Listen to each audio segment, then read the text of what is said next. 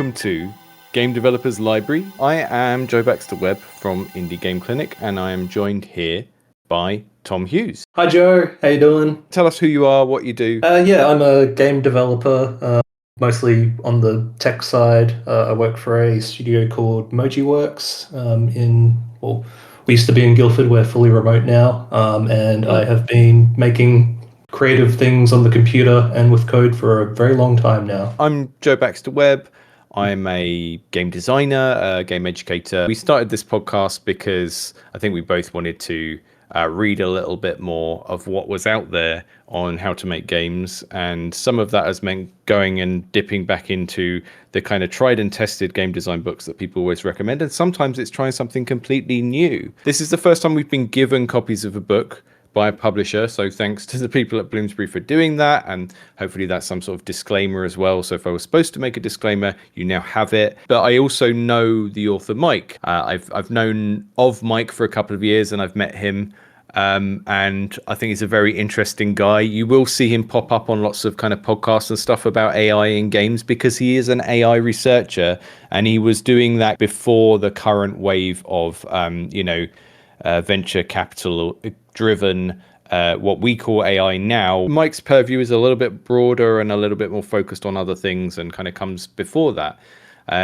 But yeah, I think maybe we can just talk about procedural generation first, because Mike's book, Next Level Making Games That Make Themselves, is basically a primer on procedural generation in games, both in terms of a set of techniques and the history of its use. So yeah, Tom, what's your interest in this topic, and do you have like personal experience with it at all? Yes, on both accounts, because when we got this book, I was very excited because the chapter list basically read as like a list of my favorite games. I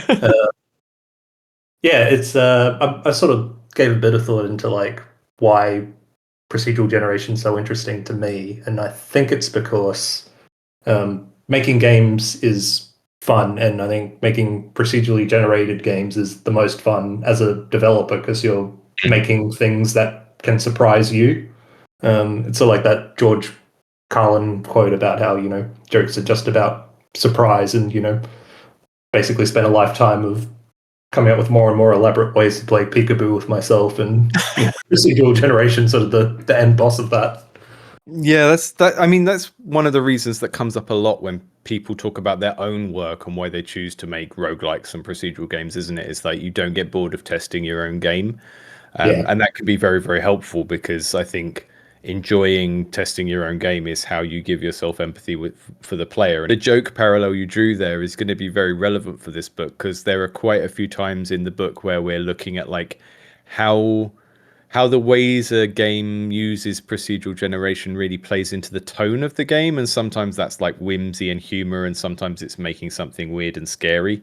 And when we get to some of the more modern games like Caves of Qud and Dwarf Fortress in the back end of the book, there's a lot of focus on that, like how you can harness a generator in a particular way, and you can still have these top level kind of emotional things you want players to feel, like humor or fear, and you can use the generator, you can build the generator in a particular way or put certain things in it in a way that generates that, right? So I think that, the George Carlin quote about playing peekaboo with yourself feels very appropriate. Yeah, I guess the other thing is like a small creator, like procedural generation is just like very economical way of like doing more with less. And he sort of gets to it at the very back of the book, where he sort of like talks about how, most of the innovations seem to come from these small bedroom creators, and if that's who you are, then it's a very exciting playground to play in. We're often not held back by like every build being QA tested 12,000 times or put through stringent unit tests and stuff like that, right? So it's kind of a prime example of this, like this bigger idea that indie is where the weird experimentation happens, because procedurality often leads to weirder, more unpredictable stuff just because of the nature of how it works. We can't playtest every single seed that the Minecraft generator could produce, because there are hundreds of thousands of them, Yeah, and if you've got a god complex and want to build your own universe, then if you don't have a army of level designers and artists to build it for you, then work out ways to do it with algorithms is not a bad consolation prize. And if you're a modern indie company, you might not mind if it generates a planet called Arse. Yeah. Did you have any like historical projects that you've done using generators that you think are like interesting? Like, I mean, I feel like anyone who's been making games for long enough is going to have tried to make a level generator of some sort, you know? Yeah, no, so many. I remember very early in my career, like trying to create like a tile-based like island generator, which, Mm. there's a chapter on Perlin noise, and that was sort of my first exposure to that and what it can do. I was working on a project that was sadly canned, which was a sort of Zelda-like dungeon crawling game where we were trying to get procedural generation working.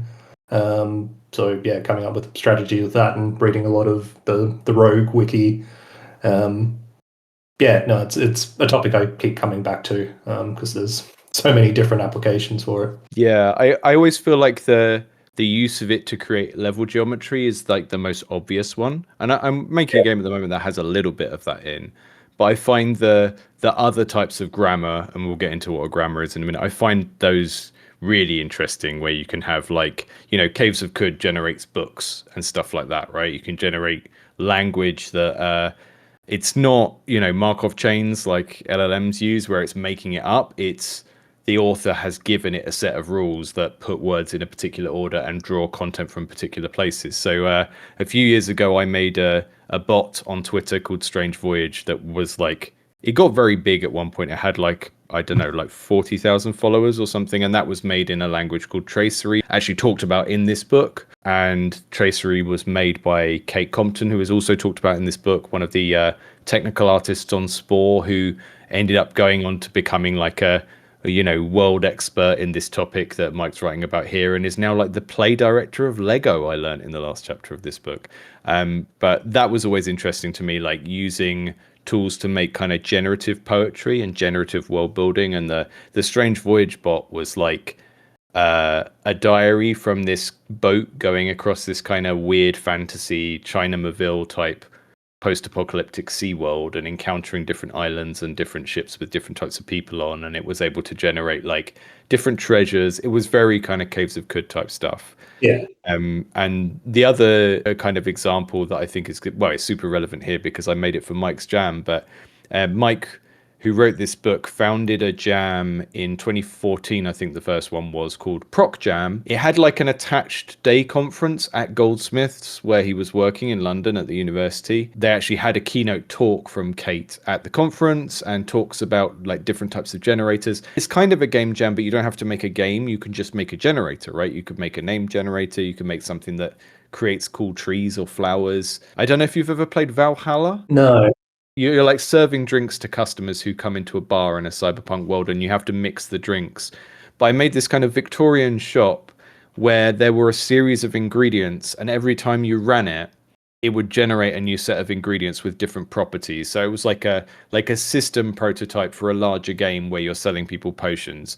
And the way that worked was I would generate a set of ingredients that had like two traits. So you might have an ingredient that like gives you alertness and makes you awake, but also makes you go bald.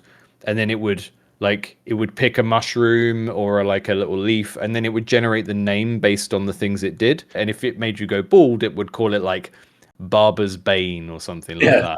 that. It's funny because there are some examples later on in the book where they use this kind of technique that I just sort of stumbled across on my own, which is to like create the function of something and then use the generator to backfill like the theming of it. I've always found that stuff interesting, and I think like you and I both play tabletop role playing games and stuff like that as well. Yeah. Which means we can see like the parallels between how we generate things using dice and other types of randomizers, which is kind of where we start in the book. Yeah, like I mean, my bookshelf's just full of like tabletop RPGs that I'm never going to read, but the most exciting thing about going through them is like reading all the random tables in them and sort of, imagining what sort of world like rolling dice on those tables would create. And yeah, that's very direct parallel to this stuff. And I mean, now we have games that are generators for other games. So have you played The Quiet Year? Yeah, I have. Yeah. It has a really interesting structure where at the beginning that there's going to be some sort of apocalypse in a year, and then you draw cards which kind of give you prompts to kind of draw things on your map and debate what happens with the people around the table. And some people use that to create a setting, and then they play D&D or Blades in the Dark in that setting after they've generated it with that game. The other one I would think about is Role Player. You've got a big bag of different colored dice, and it's kind of like a Sudoku puzzle where you're generating a D&D character with like strength and dexterity, and depending on like the class you pick, you need to get certain sets of numbers, and when you pick certain colors of die or you put them in different positions, you get like class-based abilities that let you flip them or re-roll them and stuff like that. But again, it's set up in such a way that you could just use what you make in that game as a character sheet and then play D&D with it. It's cool. So we've got games now that are like generators for other games. Did you ever play the tabletop game Traveller? Yeah, it's like a sci-fi game, but it had a famous character creator where you basically roll for your career before you get there, and there's a chance that your character dies as part of the character creation process, and you have to start again. So again, it's sort of a game within a game that sort of feeds into the actual side of it. Yeah, I mean, that's going to come up in a bit with Dwarf Fortress, isn't it? Like generating histories. But I think the first game I ever played that had that in was The Voyage of the Whale. With that, you generated all of your like spaceship's crew. And yeah, depending on how old they were, they would basically have more steps in that generation process before you started the game. If you had one crewmate that was 20 and one that was 40, the one that was 40 might, randomly roll some stuff where they've been in prison for 7 years, and that changes their stats and yada yada yada. So yeah, this is a book by someone that I'm aware of. I find his work really interesting. Proc Jam was a really cool thing to build. He has also been involved in making 2 generators that design games, something called Angelina and something more recent called Puck. And these are not like, when you see the recent attempts at getting AI to generate games where it's like Minecraft, and then you walk forward 5 steps and turn around and the game has completely forgotten the context and everything behind you has turned into something else, right? Yeah. These are games where the AI is trying to create a rule set, like for a very simple game, and then to be able to justify why it made the game that way and play it. So that's the kind of stuff that Mike has been working on research-wise. The book is an introduction to procedural generation, an introduction to all of these techniques and how they're done. Sort of explained in a very accessible way, like the chapter on noise. I sort of thought, like, the way that he sort of visualizes that and explain some of those things that, if you're just talking about, noise algorithms could, be very hard to imagine without having played around with them yourself. It's got good diagrams throughout. And then there's kind of this structure. It doesn't stick to it all the way through, but it does it for long enough that it really makes the book a lot more readable, where we kind of have a chapter that introduces a method or a concept and talks about it, usually in quite a non-digital way. And then after that, we have a game or a set of games that act as a case study to go, look what you can do with this. The very first chapter is about like chance more generally and dice. And it kind of introduces some stuff that most of us probably are aware of, like, how dice probability works, right? With 1 die, you've got an equal amount of every side. As soon as you have 2 die and you're adding the total together, you create a bell curve of possibility where the middle values are more likely than the extreme values, because there's only one way to roll a 2 and a 6. Anyone who's played Catan will have experienced that. Like, Catan is a very good introduction to that concept because they use the bell curve of probability of adding 2d6 together as like a core mechanic in that. Yeah, and it gives like a good explanation of like, how combining different dice to create those different probabilities can, affect gameplay. Like, I don't think he mentions it, but one that always sticks in my head is like, how limiting like a D20 can be in Dungeons and Dragons, where, you can be like a level 20 powerful paladin, but there's still a 1 in 20 chance that you roll a 1 and like fall on your face going downstairs. And whereas if you use a system that's built around a bell curve where you're using 2d6 for most things, and 12 is very unlikely and 2 is very unlikely, that does lend itself more to like a kind of a attempt at like realism where certain things are just very unlikely to happen, rather than, with a d20, a 20 is 5% and a 1 is 5%. So yeah, we get an introduction to these concepts. We get an introduction to the idea that we've always used randomization to do kind of like bigger creative stuff. So we're introduced to divination and the idea that when you use something like the tarot or the I Ching, you're using a random process to kind of create something with meaning in it, which is what all of these kind of examples are going to be about throughout the book. One thing that I noted down here is Mike doesn't use the term apophenia, but I remember this came up before in the Tynan Sylvester book. Can you remember that term?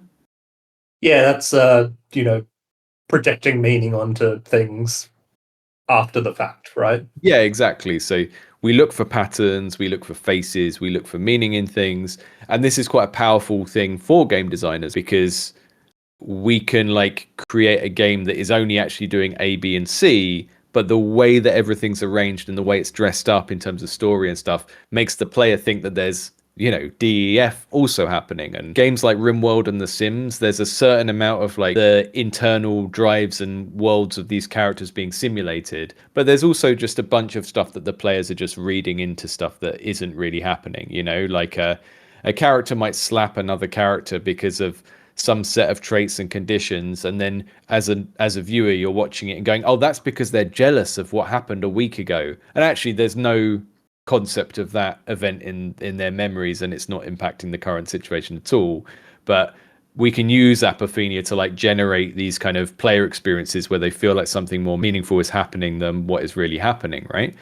Yeah, and like, it's very convenient for us as game developers because it means that, oftentimes higher fidelity doesn't actually result in a better experience. And, if you can keep things abstract, then a lot of the time that allows, players to sort of put their own meaning and um, basically imagination on top of it. Like, if Rogue had better graphics, I don't think it'd be a better game.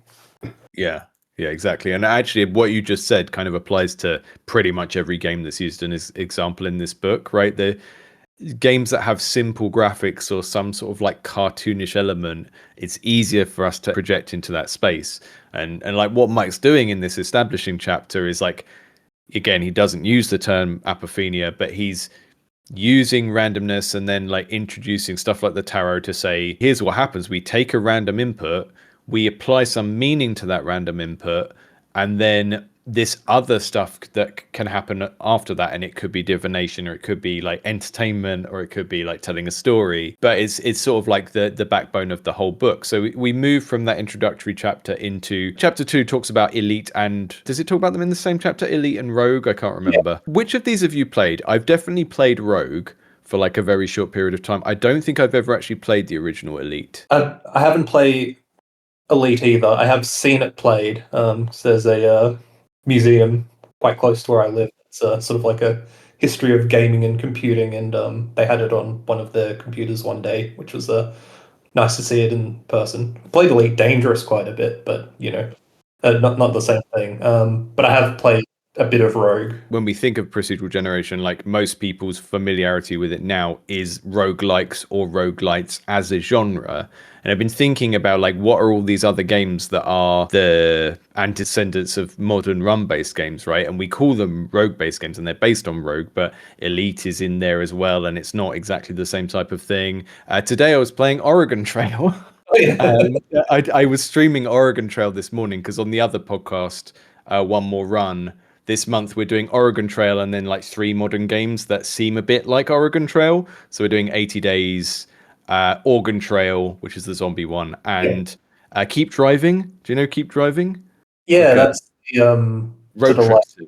lo-fi road trip one. Yeah. Yeah, and you know, Oregon Trail as well feels like it's one of these early lots of random events. There's some of the DNA of that in certain modern roguelikes, like things like 80 Days, things that are a little bit more about like creating a story and having characters interact and stuff. I really love 80 Days. It's that's a good reminder for me to download it and play it again. Yeah, I feel like I've played that for many hours, and I feel like I've only seen a quarter of it at the most. There should be more traveler maps. Yeah, I mean that's kind of what Elite is, right? When you get to places, you make decisions, but you're not necessarily moving around in them and stuff like that. But yeah, these are kind of given as examples of 2 different things, and Rogue is, you know, a grid-based game. So if you're familiar with any game where we're looking down at a map from above and it's been generated, like Binding of Isaac or Enter the Gungeon, you're kind of looking at something that has a rogue style level generator in it. And rogue is used here to sort of talk about how those kind of spaces are generated that you can move around in. We get the introduction to certain algorithms here. So I didn't know that there was an algorithm called the Drunkard's Walk, which is just like trying to draw a straight line in a direction and then occasionally randomly slipping off course. And elite is more used as an example of seeding, right? Yeah, it's how you can basically take a string and use that to create a consistent, deterministic, or in Elite's case, like, star system. Sort of the next step beyond, like, a pure, like, random function, but it's like a random function that can provide the same results given, the same starting point, which allows you to, if you're generating all your planets and, space stations procedurally, it's a very efficient way to create a world that's the same every single time you play it. If you've played Minecraft and you've inputted a seed, obviously that's a variable seed where you can give a different number and you'll get a different world. The way that Elite worked was everyone is playing a world generated from the same seed. So it's not like what we would think of as a roguelike today where it's different every time. It is the same universe, but that universe is generated by the game engine from this same series of numbers. And that means that the game can be way bigger. Bearing in mind, when this came out, we're not even thinking about floppy disks. This is games saved on tapes. And there was a brief window, well, about 10 years really, of games being on tapes. And you would put them in, press play, and as the computer was reading the tape, you would hear the audio equivalent of what was on the tape cassette. And when I say tape cassette, literally like you would see on a retro mixtape. I know some people this is very obvious, but anyone under 30 is like very frequently not familiar with this. And you would have to listen to it for like 3 minutes while it spooled into the computer, and then the game would be loaded. Thinking of how much space is on one of those, it's like kilobytes. To have that space taken up with a system, right, that can pass this big long string and turn that into a world is so much more space efficient than actually having that world stored as a set of data, Yeah, and you have to sort of think about all the other games that were like coming out at the same time as Elite. Like, to be able to do that is like such a huge step forward in the art form. There were some safeguards that have to be put into Elite that to make sure it didn't generate any planets called arse, because it was like the planets were like combinations of 2 syllables and it could generate arse. Apparently there's a Easter egg in Elite Dangerous where there is actually a planet called arse. And then after that we get back to Spelunky, and I guess there's nothing in chapter 4 about Spelunky that we haven't really touched on when we looked at the Spelunky book. It's just a very condensed explanation of how Spelunky works. But before that, we've got a chapter on the cut-up method. Sort of opens with a description of the exquisite corpse, and I've got very fond memories of playing that with my nan when I was a kid. I thought that was just like a game about drawing monsters, and it wasn't until like years later that I found out it was like, I was like part of the surrealist movement, or maybe like the Dadaists. But yeah, I've got an example here actually that's actually one that the surrealists did. So there are lots of examples of them playing it together. Yeah, so Exquisite Corpse, where you pass the paper round and everyone adds a piece and you haven't seen what everyone else has drawn until you unfold it. The other example of the cut-up method is like generating poetry by chopping up something you've already written, so William Burroughs did this, and then David Bowie sort of famously picked it up off of him. I feel like I've done stuff like that, trying to create like name generators in games. But I think you very quickly find that, you need to have more rules about how different parts of words fit together. I think the concept that's being introduced here, which is relevant to Spelunky, is that with the cut-up method, you are starting off with something you've made, and then you're chopping that up, and then you're randomizing it somehow. And in the kind of pure cut-up poetry method, you don't have a lot of say over the procedure, right? Yeah. Like if you were using Tracery to make a Twitter bot, like I described earlier, there's often an issue of like if you have the rule in English where if a word begins with a vowel, you can't say a apple, you have to say an apple. So if you were doing cut-up poetry, you might always deliberately cut the word up so that it has its at or an with it. And then you're trying to introduce that grammatical rule in, but you still don't have a computer there to decide how the randomness works. Whereas with a system like Tracery or with the Spelunky generator, you can create your content, chop it up, and then have some rules about how it fits together. Yeah, I guess like taking the chop up method like a step down, like it wouldn't work if you were chopping up individual letters of a word. It only works if there's like already meaning in like the component parts that you're sort of fusing together. Or yeah, potential for meaning, right? And the fact that you've created some meaning in the original, the data set or whatever you want to call it before you chop that content up means it's more likely to fit together in interesting ways. So Spelunky is an example of this because Derek used Spelunky levels are kind of created as parts and then mixed up by the generator and then put in an order according to a set of rules, which achieves the goal of allowing the player to go from the top to the bottom. And, sometimes it generates like areas of the level you can't get into. So then, Derek, you introduced the climbable ropes and the bombs to let you get through parts of the level. I've had to follow a similar thing with my game, partly because I know why they were in Spelunky, so I just used the same solution. Also because I think nearly every video game benefits from having a large cartoon bomb in it. Yeah. Yeah, no, I remember like, very early on in my career after playing Splunky, like trying to do something similar without like reading anything about it. And, I tried all kinds of methods of like, carving out tunnels and things. And, again, sort of like getting into like noise algorithms and things like that, where it turned out the solution is way simpler and way more effective. Which is a big cartoon bomb. A big cartoon bomb, yeah. Yeah. The solution for most video game design issues, I think. It does tie back into this central theme of like the generator is part of the designer's work. Like people who have just got into game dev now using Claude to code and stuff because they've never really tried to learn before or they've bounced off it before and now suddenly they're like, oh, all this potential, like this little robot is going to help me. It's still not that. By authoring the generator, you are creating a series of rules and there might be some interesting like things that you just didn't expect, but it's still ultimately gonna be coming from the rule set that you authored. And we've also successfully continued our combo of mentioning Splunky every single podcast episode. Yep. It's very important.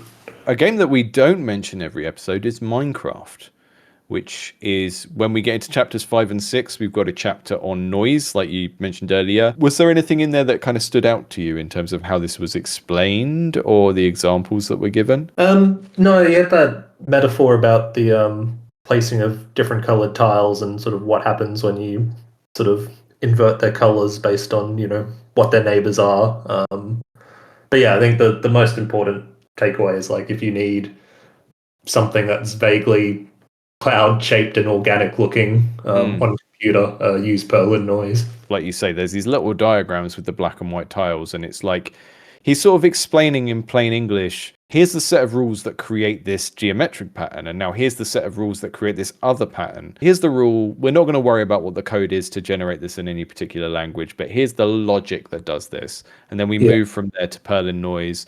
So when you've got a Perlin noise map, it kind of looks like, it could look like a weather thing where things look like clouds, or a map where things look like different levels of elevation and mountains and stuff. And he's basically saying, we look at it and then we use our kind of apophenia to go, okay, well, if I were to take this pattern and color this thing yellow and this thing green and this thing blue, what does that suggest? You're looking at the randomness and then you're thinking about what type of meaning works with that particular type of randomness. And then maybe you change the numbers and it's like, okay, the bit that I've painted blue is bigger now. So this is now like a different kind of world. It's more of a naval world, Yeah. The thing I got before that I hadn't seen before was like if you get a really small value range, you might just get these kind of rings around parts of the noise, and you might use those as rivers or paths or something rather than as like a block of stuff. And I just had never thought of that because I always assumed that if you were ever generating rivers or paths, you would be like drawing a line rather than finding a ring around something in noise and just making that a river, Yeah, no, there's some really good articles like on if you go to like Red Blob Games, there's a really interesting map generator on there, which sort of like it starts with like Perlin noise, but it sort of shows how you can like layer noise on top of other noise to make it look more organic, and how you can sort of like take that and then sort of like simulate erosion and sort of create rivers from the height map, that sort of like geographic sense. But yeah, like again, like combining noise on top of other noise to just create interesting patterns is you don't even need to go in there with like a game idea. Like sometimes just experimenting with that and fractals and like it's a canvas. A lot of the time, like game ideas will come out of that when you go, hey, all of a sudden these things look like islands, or Yeah. these things could be roads, or a subway map, or yeah, all kinds of things. Make sure you give me the link to that, and I'll put it in the notes so people can go and check it out, along with anything else that we mentioned that isn't like directly in the book. I often moan at people when I see that they say they're working on a game and then they've been making a level generator for 3 years and there's no game. Yeah. But that's only dangerous if you never get round to actually learning the skills to make the core mechanics, right? If every game that you start and never finish is a level generator, then part of the problem is when you get to that stage you were just talking about looking at the world and kind of imagining what sort of game could come out of it, is that when you come to then make that game and you're like, oh, how do I make combat? How do I make an inventory system or something? Because you've become a generator specialist and you don't know how to do core mechanics. Yeah, and that's kind of like the siren song of procedural generation, like we said at the start of the episode. It's like a lot of fun to work on. You can sort of like fool yourself into thinking that because you're having fun making this map generator, that's going to make a fun game, and that's not often the case. Um, like, I mean, you take a look at Starfield was the Bethesda game. Yep. And like, they clearly spent a lot of time working on like procedurally generated solar systems and procedurally generated planets, but you arrive on there and there's like not a lot to actually do. Yeah, and probably only recent example of a AAA studio doing a big Yeah. proxying game like that. And I think, this is getting onto stuff that Mike talks about more at the end of the book. But the thing that really draws into like stark contrast is that these games do need time to mature. It's not a thing you can just go gold and drop and then say that's the game, because you do need to fiddle around with it and like keep iterating on it. And I think part of the reason why Spelunky is such a good example is because the generator is being made in tandem with the mechanics, right? And there's like a game of tennis of going back and forth between the tools that the player has and then the context they're playing in, rather than just like building a generator for ages, or like building a game and then going, oh, how do I make the levels better? Make a generator. The game is like very coherent. In the Minecraft chapter of this book, we get into this discussion of like how the generator works at first, and then also how the generator has changed and evolved over time. Which again is like, I don't know. I think if you released the first version of Minecraft now and said like this is our new kind of open world game, most people would look at it and be like, "What are you talking about?" Kind of like what did No Man's Sky when it first came Hmm. out, where Yeah. it was this sort of like technically a very impressive marvel of software engineering, but it didn't feel like a game, and there are all the janky exceptions that like are very hard to test when you're developing, that players immediately found. And again, that took like years and years of trying to rebuild community trust and adding features. Just super not viable for big games. Although I have still not played Starfield, and I am very skeptical of just how much people automatically hate everything Bethesda ever does. And Any Austin has done some videos about Starfield, which makes me think, well, if he thinks it's okay, then maybe it's not the worst game ever made. I have played Starfield. I think I really like Morrowind. I thought Skyrim was pretty good.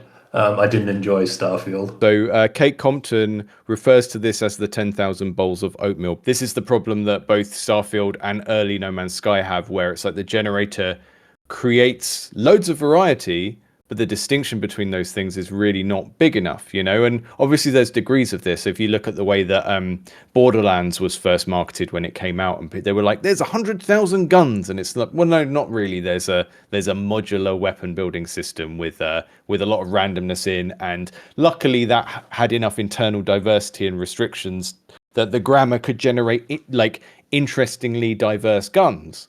But you know, the 10,000 bowls of oatmeal problem, when you're like generating planets for a big sci-fi game, it's very easy to fall into that territory of like, there's only 3 types of planet and they're all very, very similar. And as a player, they don't present you with a different situation to deal with. Yeah, especially like if you're trying to avoid like extreme edge cases that sort of break things, then you often end up playing it safe. It's going back to like, you know, the bell curve of dice at the start of the episode. Like if you're rolling, you know, huge handfuls of dice, then, you know, you end up getting very reliable results, but, you know, very predictable results. Every couple of years, I do a little bit of a Minecraft binge because it's a comfort game. I've been playing it since before there was a version 1, you know, like... Yeah, back when it was made in Java. Yeah. The thing that was interesting this time, having not played it for 2 or 3 years, was how good the world generator is now, like how rich it is. There are so many varieties of caves, and you can find things by just like wandering around and exploring the caves. And often you'll find these massive caverns where your job is actually to climb upwards, because there's all of these like weird outcrops like high up in the cavern with monsters on and stuff. So the way that the generator has developed even just over the past couple of years is really astounding. And like the thing that Mike gets into in the book is that, like, explaining how it's developed. So for example, now we have smooth gradients between biomes, and you can gradually go into the ice biome from the forest, and there'll be a smooth transition and stuff like that. But he's also talking about how, because it's kind of almost a live service game that people are playing and is being updated all the time, people kind of lament and miss the things that the generator would have produced 10 years ago. Yeah, there was one other interesting point in that chapter where he was talking about going back to like seeded worlds, the point where the game sort of changed so much that they had to change version, and like all of a sudden previous save games wouldn't work because, you know, the algorithms underneath the code base were so different that, you know, you wouldn't get the same output from the same input. That was when they did the Infinite Worlds update, right? Which was when the way that the world was chunked changed, because there are these areas, they're a pillar that go all the way from the top of the sky all the way down to the bottom, and that's what chunks are in Minecraft. And it only creates the new ones when you're close enough for it to be relevant to what you're doing. And this is why in a modern Minecraft save, the save just keeps getting bigger and bigger and bigger on the hard drive of the device. I was just going to say it's a problem that I'm sort of like solving on a project at the moment, because I'm working on a sports simulation game, and the idea is each, you know, match is sort of determined by a seed, but I'm trying to, you know, architect it in a way that, you know, several updates down, if we, you know, change how the simulation works under the hood, that, you know, previous saves, match seeds don't break or produce completely different outputs than they did when they were first created. So you need to sort of like come up with a migration strategy. So yeah, or some way of recording them as the events that the seed produced, and not having to remember them via the seed. Yeah, which always kills you as a developer, because like saving one little string of characters is such a nice way to store something, but it's not future proof. But yeah, this was an interesting chapter, and it kind of gets into what you were talking about noise a minute ago, where you can layer it, right? You can use one type of noise to generate the overall, you know, like geometry, and then you can like layer another generator that works in a different way. Maybe it's a type of noise, maybe it's using more of those path-driven generators that we heard about in Rogue. You can like layer them up, so you can have a town that's generated in one way on a forest that's generated another way. That's going to come up again later in some of the other games. Yeah, I mean, the next bit's about simulation, and then about Dwarf Fortress. I very sadly have still never played Dwarf Fortress. I'm going to schedule myself a stream so everyone can laugh at me at some point as I kill lots of dwarves through neglect. Are you a Dwarf Fortress person? I tried back before the update with the graphics and the tutorial and the hotkeys. So I need to give it another go. But yeah, it's one of those games that like I'm afraid will completely consume my life if I truly get into it. Yeah, I think I need to do a stream. I should just do a stream of all of the games in this book as after the podcast or something, really. But we get an introduction to simulation as like a general concept, and we start off with the game of life. I think this is where we get to the game of life, which is like Yep. a cellular automata where you can like play a game by well, not watch a game really by having a simple set of rules about how these cells are kind of taken over or emptied out by these agents that have a very simple set of rules, but when you kind of put them all together, it seems like there's something organic happening on the screen. I played a very interesting game a few months ago that was sent into me on Indie Game Clinic. It was called Map Painter, and it was like an ASCII map, looked like a 1980s ASCII game with a black background, big grid, and then there were like things you could build on the map like citadels, and eventually you could like drop atomic bombs on the map. It was just basically Risk with a cellular autonomous algorithm for a lot of the stuff. It's sort of like Risk Splatoon. Almost like you're playing a real-time 4X. Your empire is just like this blob of blue spreading out, and you can see whether you're winning or not because there's more blue on the map than red. Seeking out squares that you control and pressing certain keys on the keyboard to build a certain thing that's going to change your resources. It was really compelling. Yeah. There's something about simulation and the type of stuff that the next couple of chapters of this book are going to be about, right? Where we can take something like the game of life, where there's something in the computer that's relatively autonomous and we can't interact with. And then if we give the players some rules for interacting with it, but we give them like imperfect information and indirect control, we can create something pretty cool, right? Yeah, like I mean, I sort of joked at the start of the episode that the drive to create procedural generated is like a god complex, but once you see like this level of simulation, like it's not really a joke. God games aren't really a genre so much anymore. I'm sure there's still people making them. I know there's at least one person on our Discord making one. But if I think back to those early games like Populous and again things like Dungeon Keeper, like Dungeon Keeper is Prison Architect 10 years before its time. It's a game about controlling the environment, and then all of the things that are characters you don't have direct control. God games are about that, management games are about that, and that's what Dwarf Fortress is. It's a simulation where you are managing these dwarves and trying to get them to do certain things in their own interest, but you don't directly control them. You just kind of set a chain of orders and you give them jobs. If you haven't played Dwarf Fortress but you've played RimWorld, RimWorld is based on the same thing. So in this Dwarf Fortress chapter, the way that simulation is used is obviously it's a simulation where the dwarves are doing their own thing and you don't have direct control over them, right? But before we get there, we've also got the kind of generation of the world.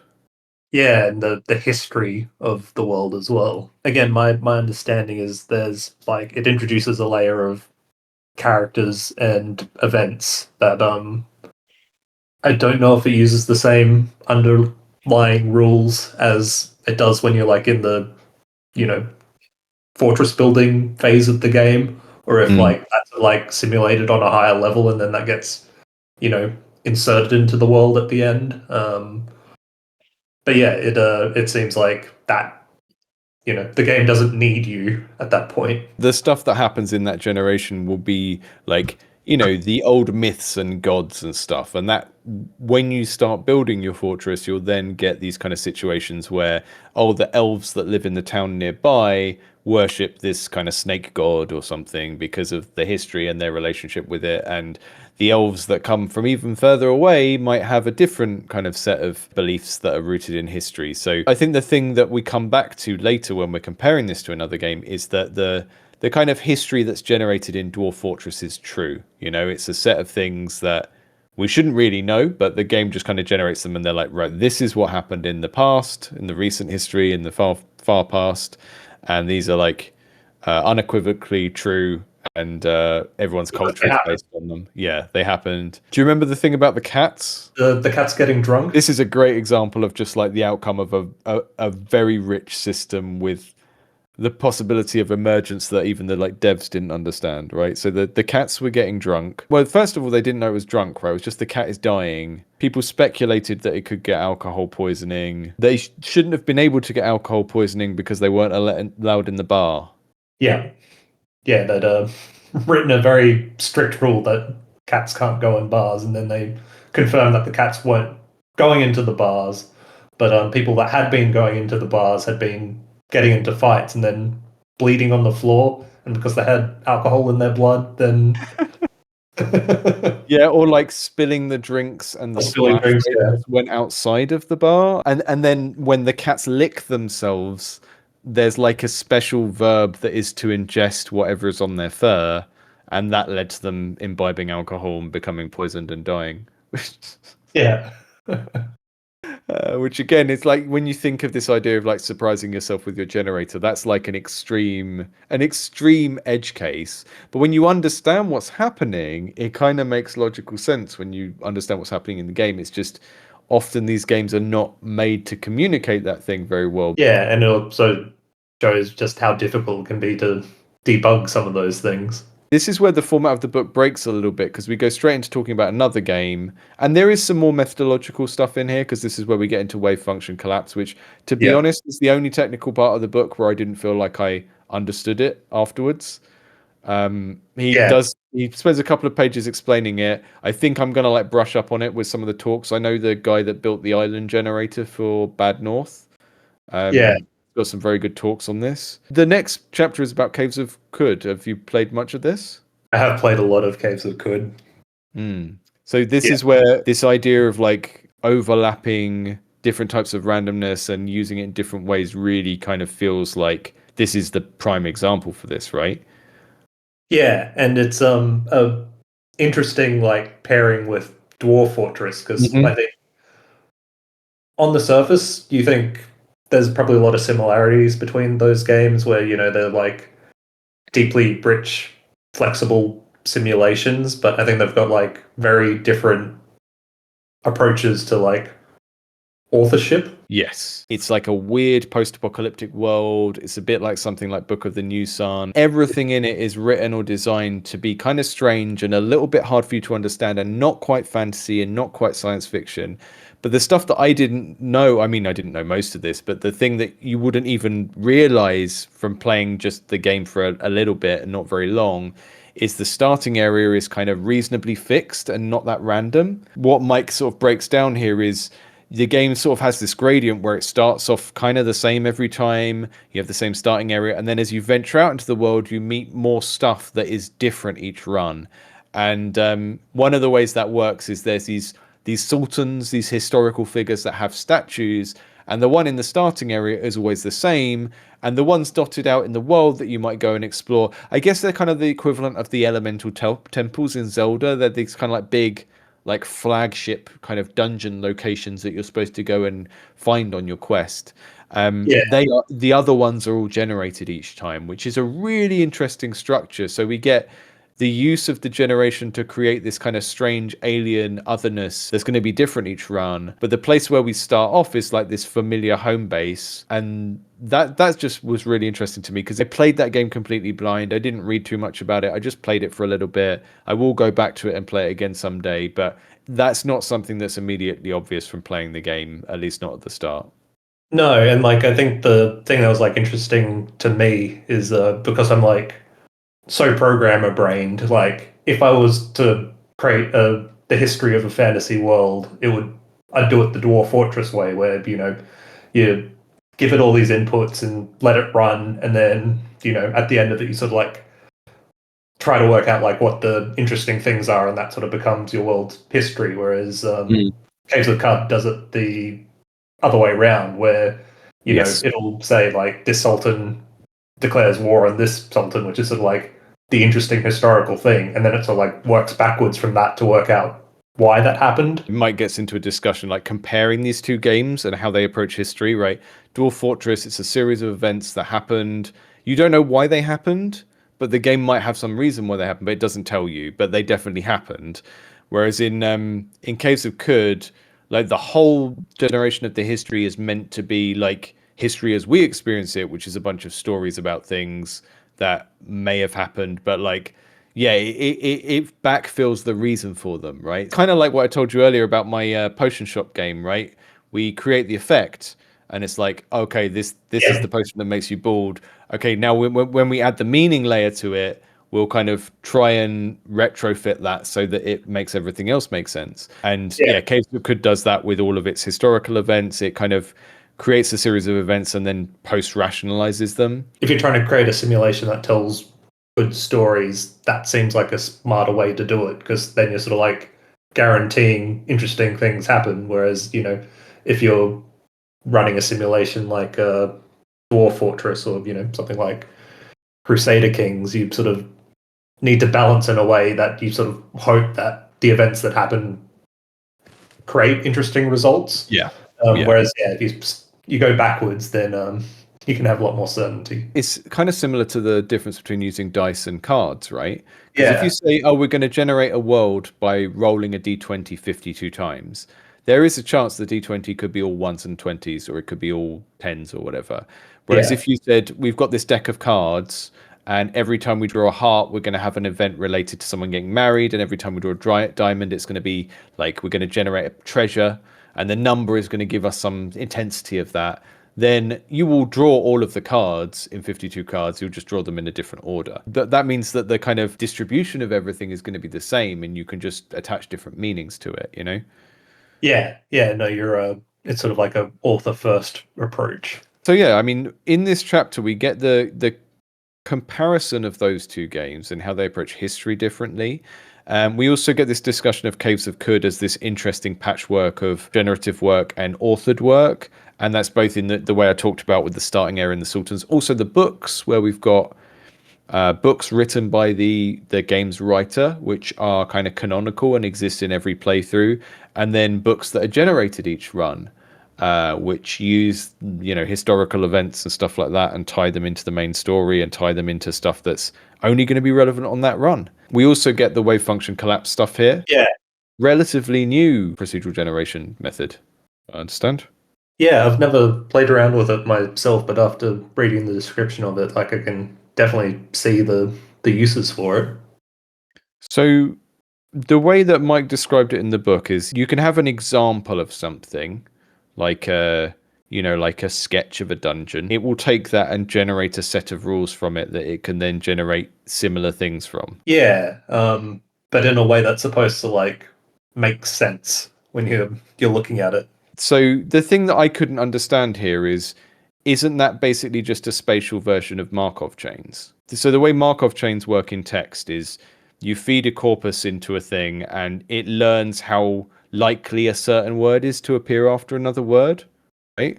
So like Yeah, very, very early poetry generators and stuff, it will say, okay, the last word was the, so the next word is never going to be the. But it's probably got more chance of being man than it has grapefruit, right? So it's kind of working on probabilities of putting similar things together, which, my understanding is like that's not all modern LLMs do, but it's part of what they do. It looked like what WFC does, and again, like anyone listening, don't take this as an authoritative description of this because I don't understand this. But it looked like what WFC does is like a spatial version of that. yeah. I think what's the example he gave is like a castle where you can like teach it the sample could be like a tower, and then that could like create a castle where it's like stacked in ways that kind of make sense. This is kind of brought up in the Caves of Cod chapter of the book because Brian Bucklew started using it, or like working out how he could use it, right? And if we come back to those earlier examples of with Perlin noise, it's like you look at what it's generating and you go, what could I do with this? Yeah.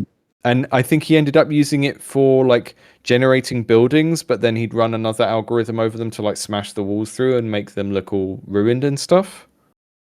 Yeah, and like I guess that's sort of like the thing with procedural generation is like you're very rarely just using one technique in isolation. It's like, yeah, you kind of need to lay the foundations and then put in windows and yeah, the more tools you've got in your toolbox, the more creative you can be. Yeah. And like that's why modern Minecraft looks and feels so different from the earlier versions, because the earlier versions are just like kind of using the same method for everything, you know? Yeah. So yeah, that was the only bit in the book where the explanation completely lost me. If you're on Spotify where you can leave a comment on an individual episode, feel free to explain wave function collapse. But I'm gonna watch some of those videos on it and probably post the links to those in the podcast description as well.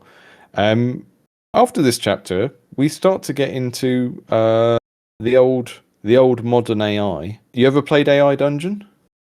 I did. I played one of the. I think you mentioned like the very early version, which like it was kind of a interesting novelty when it came out. And the thing I remember from it was like I was trying to like meet it where it was and play out like a very ordinary fantasy Tolkien-esque world. For the folks at home, do you want to describe what this is and what it's like to interact with? Basically a text-based adventure, but powered by a LLM. So, it's like the old, text-based adventures where you say go north or, pick up a Yeah. sword. But, because it's an LLM, you can say anything you want to it.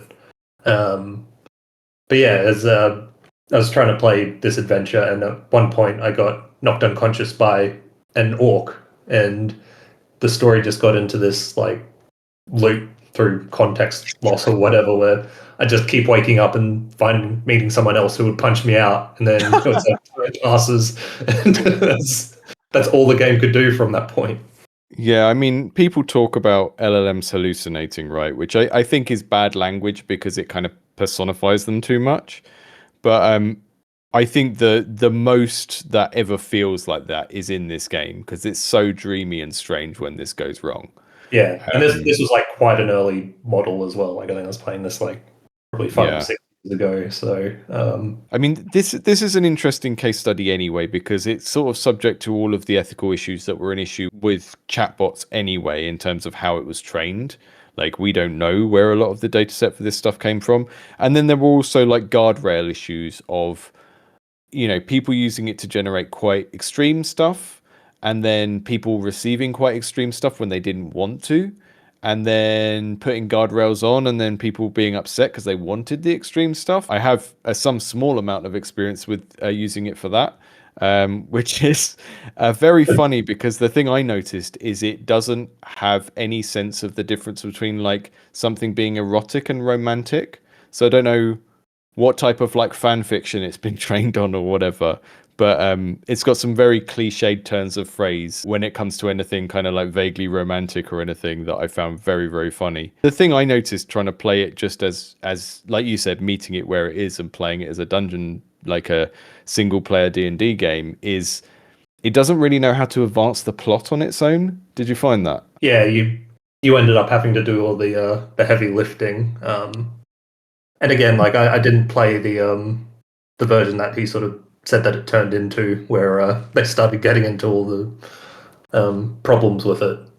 So I don't know if it got better at that stuff. I mean, I think it's still going. I think there's like a free iPhone version, and then you can like pay to upgrade the model it uses or something. But yeah, I always found that it would never advance the plot on its own. It would never go, an evil wizard shows up. It was so kind of passive and waiting for me to be the person who decided what happens next, which isn't good DMing, I don't think. I've got a lot of thoughts on this because, again, one of the projects that I'm doing in my day job, we are using AI as part of the gameplay, but we're not using it to generate text or images. We are sort of using it as like basically an adjudicator of what players want to do and what the game system can do. And if I was going to basically my fixed version of AI Dungeon would be that. Well, the problem with the current one is I think it's trying to be Dungeon Master and the module and the rules of Dungeons and Dragons all at the same time. Yeah. Whereas I think if you had like a fixed engine that was the rules and a hand authored module that a player had written the lines for, and the encounters and things, and then the LLM's job was just to be the dungeon master and to adjudicate things and, allow the player to like improvise within that space.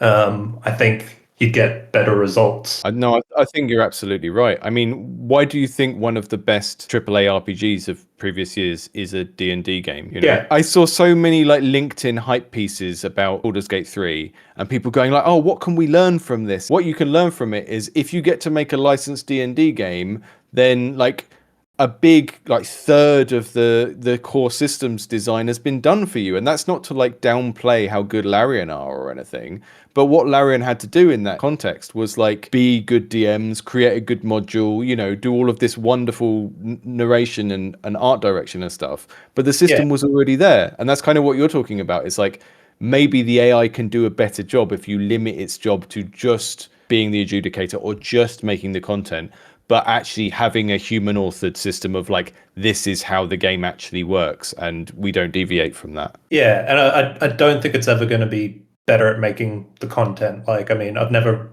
read anything generated by, an LLM and gone, wow, that's really good writing. Did you watch the Ace demo, which he sort of mentioned in the book, which is like the NPC chatbot thing that you get like a thing when you're like writing system instructions for LLM agents called anchoring, where basically anything you write into the instructions ends up being like the LLM considers like of utmost importance. So in that demo, you notice a lot of people saying, "Hey, welcome to Night City," or whatever it is. "I'm the chef of this cafe," and like, not talking in a way that like humans do or makes for an interesting character, but because that's like the information the LLM needs to know about that character, like they're not going to be able to say anything about it. Like even if you wrote into the system instructions, like, do good writing, like in Discord listen, just gonna like, Hey, how about that communism?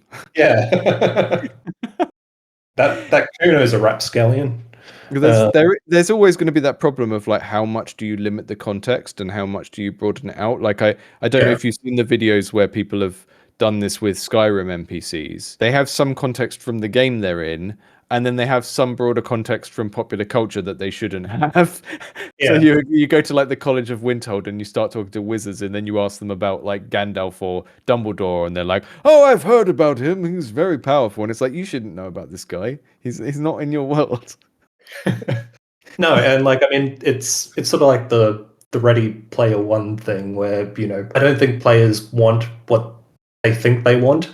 Like people don't want a world where you can do anything because it just ends up being like a jumbled mess. I want a world that's like well crafted and well written. And I'm not an AI doomer either. Like I said, I think there is like a gap in like Dungeons and Dragons inspired video games from like the tabletop, and that's like the ability to improvise. So if you had, an LLM in like the DM role where it's like, "Oh, I'm, trapped at the base of a cliff and I've got like a rope and a sword. Maybe I can, make a grappling hook out of them and try and throw it up the cliff." Like if you've got an LLM, the player can suggest that and it can like go, "Okay, you need to roll this in order for it to work." And, it's not sort of providing any story or, artwork or anything. It's just there to sort of read the game state. And keep a stable game state, because AI Dungeon doesn't prioritize doing that, right? Whereas if you had a simulation like Caves of Kurd or Rogue, and then, like you say, the AI is there to create these kind of more nuanced interactions, like create the grappling hook from the sword and the rope, but the game state is held by something that is much stricter, and like an authored simulation that like has an understanding of objects and where they are in the world and stuff, that would potentially be very good. But yeah, I get what you're saying. And I think a lot of what you're saying comes back in later chapters. So in the book, AI Dungeon is used as this kind of way of talking about all of these potential ethical issues and also like quality issues of like how it just isn't very good. I think I am an AI doomer, but I'm an AI doomer in a slightly different way, which is just that I can see the potential for things that like what you're talking about. There are cool things people can do with these tools. And I'm not talking about, as you say, like generating text or generating art. I'm talking about having AI that's able to take control of parts of games in order to surprise us. And I do think the surprising us part is important, because taking control of parts of games in order to like provide limitless variety or whatever isn't as exciting as it sounds it is. Because that stuff either becomes meaningless, or it becomes like breaks the game in some way that's not fun, or it's just funny. I Yeah, think you can use this to great effect in situations where it's supposed to be stupid and funny.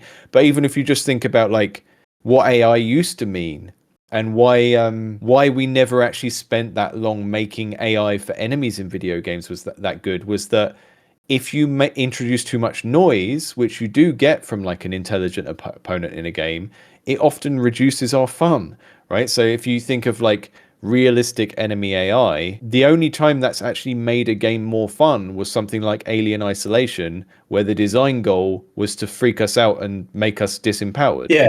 And even that, like, that was sort of like two-tiered, where there's like the AI Hmm. of the alien itself, but then there's also like a director AI above that, sort of like trying to work out when like the best moments to drop that in Yeah, is. exactly.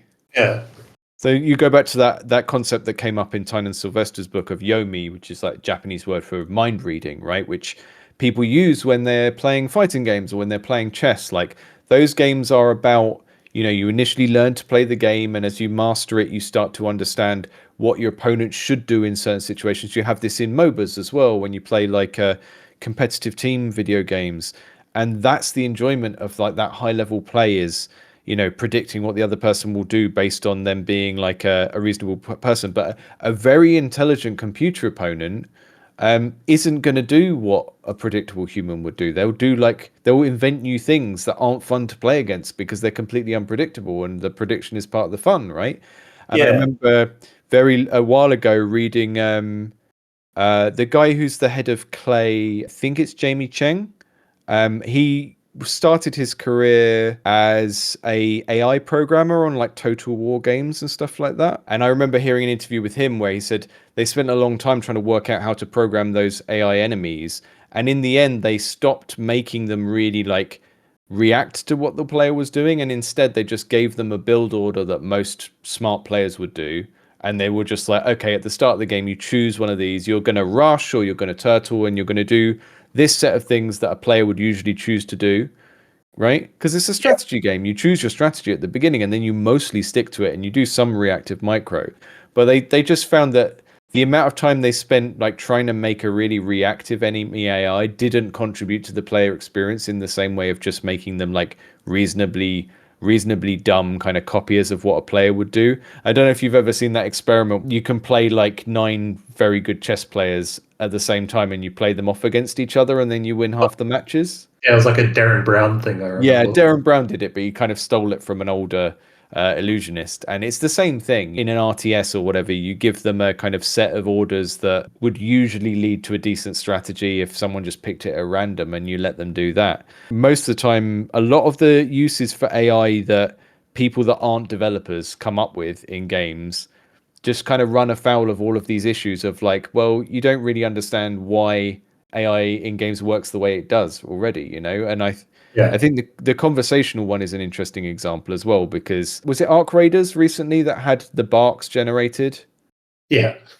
So the thing with barks is the fact that they're repetitive is actually a helpful part of the game's UX, right? Because if every single line that a character says is unique, then you don't know when to really pay attention, Yeah. right? And they like very simple barks already do like most of the job of creating that illusion of intelligence anyway. They're also there to alert you of a game state, like someone's Yeah. warning you that there's a grenade next to you, or the old CRPGs where someone tells you when their health is low and they need a potion. And you don't need that to be expressed in a different voice, in a different emotion, in a different set of words every time, because all that does is create friction from you understanding what is signifying, right? Yeah. So really, actually, the way that barks and stuff already work, where it's like, okay, when a character talks in a story scene, that's an authored piece of text and there's a unique voice performance.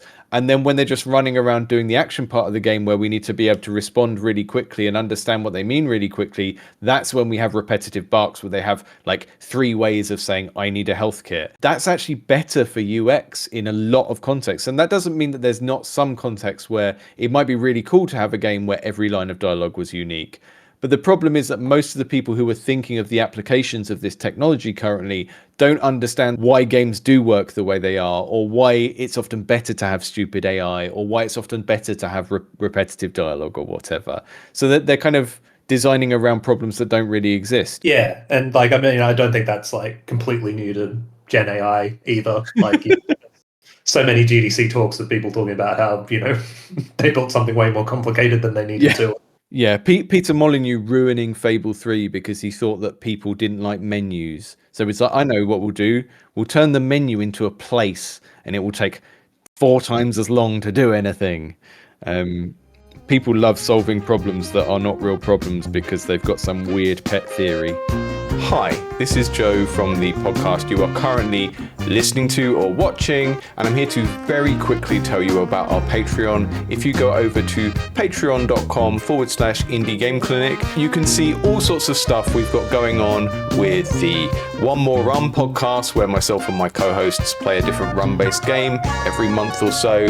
The Game Developers Library podcast, where we read books about game design and game development. There's a bunch of other stuff on there to do with Indie Game Clinic, the running of the YouTube channel, and patrons get access to our Discord community, which is a private community for game developers who want to make cool indie games, hang out together, help each other out, and generally have a nicer, friendlier, diverse and inclusive environment, which is dedicated to people who are making games because they love games, not just because they want to make a game and make some money, although we'd all love to do that, but because they genuinely love indie games and want to kind of contribute to the culture in some way. So if that sounds like something that's appealing to you, do go and have a look. You can subscribe to the Patreon for free as just a kind of newsletter service, and then gradually get a sense of like what the rewards are and stuff for backers. But I would say the Discord community is like a big part of that, and members of that community also get to kind of jump the queue in terms of having their games on my Indies Under the Knife streams, which happen on the YouTube channel and the Twitch channel, where I just kind of play through some games, think out loud about them, and we have a little kind of game design critique workshop using your games as examples. Anyone can send me a game over on indiegameclinic.com, but Patreons get first pick, and I tend to build the streams around patrons' games and then kind of add in extra games from the backlog. So yeah, the channel is mostly about looking at work in progress games and talking about them, and then I do stuff like this podcast as well, which is about kind of general game design theory and analyzing games. So if all of that's interesting to you, patreon.com/Indie Game Clinic. And let's get back to the podcast. Do you want to take us into the topic of evaluation? There's like a big set of chapters at the end of this book that they're a little bit speculative about where we're going with AI. There's talking about like how Mike's work as a kind of researcher and academic overlaps with what people in the games industry are doing, and how these aren't two separate worlds. And Proc Gen seems to be this inherently like weird indie part of game dev because larger teams usually won't touch it because of the reasons we talked about already.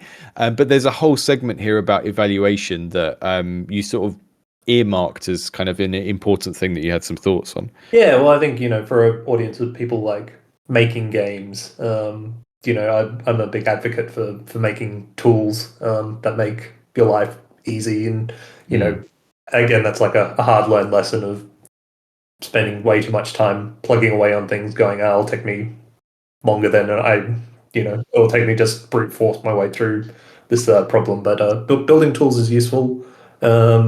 He sort of spoke, there's sort of like the two different schools of evaluating procedurally generated content in games. And it's like the Splunky just vibe it out, and if it feels right, then it feels right. And then there's the sort of statistical way that he had of like trying to work out, with this set of rules, like how often are you going to get, enemies in a particular level. Or he was talking about the other generator for that platforming game a colleague of his made, where it's trying to evaluate the terms.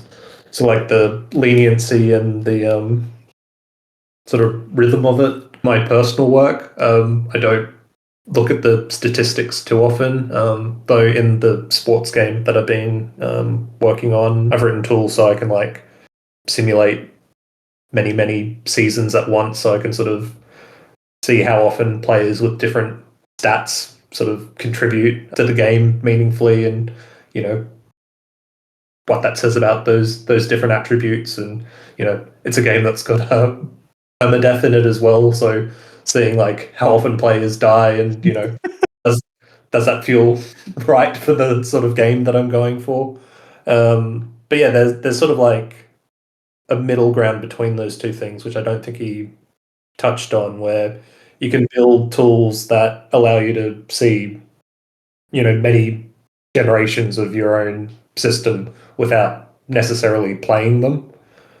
So like again, like with like a map generator, you could write a tool that sort of like generates many maps and just sort of spits out images of them, and that'll tell a lot about what your generator is going, without having to like hit the run button in Unity or Godot over and over again until you sort of feel like you've got a sense of how it's gone. There was a games exhibition at the VNA years ago that we took our students to at the uni that had that, but from No Man's Sky, created a kind of probe that just could like make a random sample of photographs from the surface of like 500 worlds at a time or whatever, and you could just like look at them all together, and then from that you could go, okay, we've got too many pink worlds, and then like fudge the numbers slightly and run it again. And like I guess the version you're thinking of is like you might have like a top-down map view and you just can see the layout of the map, right? Whereas in this case they were using it to just sort of judge the aesthetic variety of what it was producing more than anything, I think. Yeah, and like I mean, that can be the thing that you're trying to evaluate with this set of rules. Like, are there edge cases where something goes completely wonky, and if you're just vibing it out, then you might never see that case until after you've already published the game. But it also might be something you can't really come up with, like a set of statistical rules where it's like, well, show me all the maps where the elevation's over this, which could be useful. But yeah, the way I typically tend to work with the projects I'm on, like I just like to be able to see the output over many generations. The need is going to change based on how other stuff in the game is architected as well. So he gives the example of in Spelunky, you could in theory have a level with no enemies in it. They're all generated by like a random roll on a empty space to see if it should make a snake or whatever. Rather than like determining that every level needs to have one snake, where do I put it? So that's a situation where the outliers can be quite extreme because of the way that the rules work.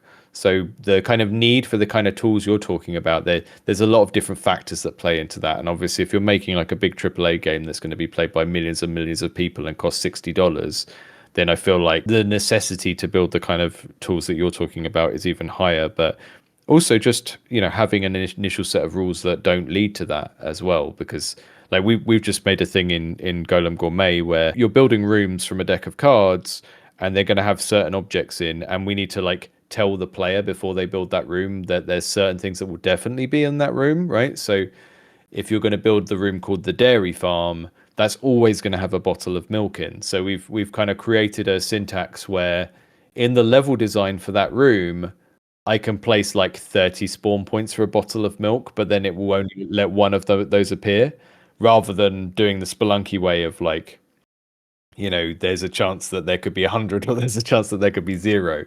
But because the actual needs of this game are the player needs to know certain rooms will always have a particular object in. And there's some randomness around that where there might be 2 of that object in, or there might be some objects that aren't communicated at all. But for the kind of drafting element of the game to work, there needs to be some consistency. So we've kind of like built a system around that. And that means that I'm less worried about like these edge case situations where stuff doesn't spawn that the player might think it should, and all of that kind of stuff. There were a few pieces of terminology here. We got metrics, which is something we use in level design a lot as well, which is like the idea of just like they're almost like your measuring rulers that you have for tabletop gaming, like how far is a jump, how far is a difficult jump, all of that kind of stuff. I can't remember the name of the scholar he was talking about with the there was the kind of standard deviation table that shows you how far away the weird outcomes of a generator are from the usual outcomes. Yeah. Yeah, anything else in that section on the evaluation that you thought was worth kind of going over? No, just that make tools. Make tools, yeah. Tools that allow you to look at samples of things. That's a good one. Or that you can just spit out data, I guess, or play the game for you, which was kind of one of the examples given. Yeah, there was another mention that like jumped out at me over Jorvis Dorman's and his work on cyclic dungeon generation, because that was something I looked at when I was working on that Zelda-like dungeon crawler. There's like a really good video that he did on it, but it's basically about breaking down the rules of like level design into dungeon generation to, create dungeons that, are a little bit smarter than, the rogue style, a bunch of rooms connected by. Yeah, they're more to do with like a flow of events or opportunities. I'm just looking at some graphs from that cyclic dungeon model, and they actually look very similar to. Have you ever seen the old way of notating Doom maps? Oh yeah, It's very similar to that, yeah, right? Where people develop this notation in the Doom map community for showing like a Doom map as a series of events with branches. The diagram, the tablature for this has nothing to do with the actual physical layout of the Doom map, right? It's not, oh, the left is left and the right is right. It's like, no, there's this area of the map where you get a choice between the branches, and if you go after this one, you get the key, and you need that to go back and go through the. It's like a tablature for the events and the possibilities of the order that you can do them in the map, rather than the geographic layout of the map. yeah. That's how it does the generation as well, where it sort of like works out that series of events, and then like you said, it layers the actual geometry of the map on top of that. Which is kind of similar to what we were talking about like the Caves of Cud history generator, right? Yeah. You sort of start with what you want to happen and what you want the player to experience, and then you kind of join it all up afterwards, and you make it all make sense together afterwards, and that makes sense. And I guess the old rogue way of doing it is we just sort of draw a map, we do some corridors, we do some rooms, we put some random monsters and treasure in them, and we hope that's generally a good experience. But the cyclic dungeon generation thing you're talking about is much closer to how I DM, which is like, oh, I'm thinking about pace, and I'm thinking about, oh, it'd be cool to have a really big battle with loads of little creatures, and then it'd be cool to like not encounter anything for ages, and it's like, the next section is all about tension and like loneliness and like finding some stuff to read or whatever, whereas the whole time you're doing things in the random, we build a room, we put some stuff in it, 60% chance it's a monster, 40% whatever, you're more drifting in the direction of the oatmeal problem again, of like everything ends up being the same. Yeah, it's sort of more thinking of like, rather than how would I generate a dungeon in Rogue, it's like how would I generate like a classic Zelda dungeon that's got personality and, Yeah. This is a battle room. This room is just a puzzle room. This room is just a story room, and then like filling them based on that kind of function that they serve in the overall rhythm of the dungeon. Yeah. Huh. Yeah, I didn't know about that at all. It's really interesting to see how similar those charts are to the Doom ones, which have been around for a long time. Yeah, I mean, the closing chapter of this book, we just get those reflections on how people like Mike sort of. He talks about Kate Compton and her career as well, and how basically everyone working in this space is a weirdo mix of researcher and hobbyist and expert on very weird specific types of games, which is great. I mean, that's good, and I think he does a good job of sort of explaining why these two communities do or should care about each other. It wasn't massively my experience of working in a university, because it was so hard to find anyone else that was interested in games that wasn't just gonna go, oh yeah, my kid plays Fortnite. Yeah. There was a lot of that. People in academia. Yeah, any closing thoughts on this one? Thanks for giving us a book. I really enjoyed reading it. Yeah, like I think it's a good one if you're starting out fairly new in games. I think because if you're sort of like learning how to make things at the same time as reading this, I think it'll probably open up your mind to different possibilities of things you can try. And like, I think the sort of common theme through it is there's like not one technique for procedural generation. So I think almost more than any other sort of field within games, it sort of gives you permission to riff. Like I said before, it's fun to do this, and I think that's why you get those small communities because like you can do a lot with a little, and more than like creating a product. It's Yeah. you create a nice little technical thing that you can feel satisfied with. It's just if you're a game dev, sort of knowing whether you're making a tech demo or a game, and being clear-eyed about it. Yeah, and it's totally fun to do both. But Yeah, I generally find that people are doing a thing because it's fun and they enjoy it, and maybe they care about other people's fun as well. That would be great. There's a famous Sid Meier quote. He has many famous quotes, but one of them is like who is having the fun? Is it the player, or is it the designer, or is it the computer? yeah, And some of these games, I think the thing about these games are they're the ones where the designer and the computer is having fun, but that just happens to align very well with something that ends up being accidentally fun for the player. yeah, Like these kind of history simulations and stuff like that. But I do tend to find that people that are doing this stuff, Mike is advocating for this right at the end of the book. Learn to code and learn to make stuff with computers because it's fun.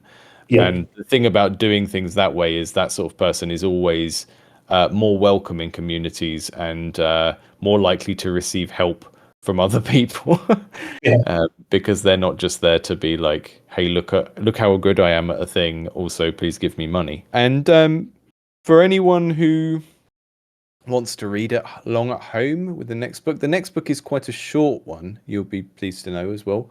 Did you have a look at what it was and what it's about? I can't remember.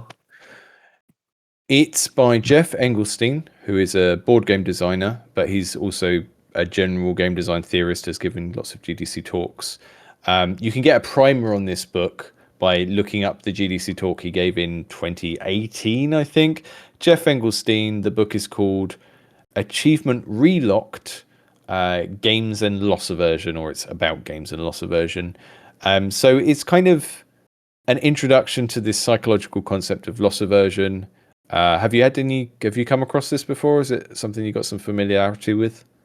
I save scum a lot. Is that the same thing? Much, yeah. No, Yeah, basically we have a tendency, if you're going to lose £10, you perceive the psychological pain of losing £10 as being like twice as bad as the psychological pleasure of getting £10. I'm talking about like pounds as in yeah, English money here, not weight. But we're basically negative thinkers when it comes to losing things versus gaining things, or the risk of losing things versus the possibility of gaining things. And it's not just one of those things where like we're bad at calculating odds or whatever. It's that there seems to be like a bias in our brains for feeling loss more strongly than gain. So it's a book that kind of introduces that, and then Engelstein is going to take us through a bunch of applications of that concept in games or maybe gamified things. I don't know. I haven't looked at what the actual specific cases are in the book yet. So I think that'll be interesting. We've both worked in sort of like live service games that use this kind of stuff, right? I think we've both worked on games where there's kind of like FOMO, appointment mechanics, and you've got to log in or you won't get your doubloons. Smurfberries. Was it Smurfberries? Those are all using that sort of stuff, right? Every time a game is like guilt tripping you to log in or you'll lose stuff, fear of missing out. Obviously, very, very common in casual mobile games and games as service games. But there's also like white hat uses of these things as well. We can use these types of things in possibly good ways as well, and not just in the kind of dull, addiction-driven ways that a lot of companies tend to. So I thought this would be an interesting one to read. It's been on my reading list for a while. It's relatively short. If people want to read along at home, there is actually a indie game clinic shop on bookshop.org. Do you know about bookshop.org, Tom? No, tell me about it. Basically, we have an affiliate link. So if people buy from our reading list, we'll get a tiny bit of money. But also it finds a indie bookseller near them for them to order that off of. So it's a way of buying your books not from Jeffrey Bezos, but from a small independent bookseller, but you get the convenience of being on an Amazon-like site because you just look the books up. You don't have to look the shop up. You look the books up. They find an independent bookseller near you, sell it to you, and then if you do it through the Indie Game Clinic reading list, then I get like, I don't know, 50p or 50 cents or a millionth of a Bitcoin or whatever it is these days. Yeah, everyone but Jeff Bezos wins. That's a positive thing for mankind all round, I guess.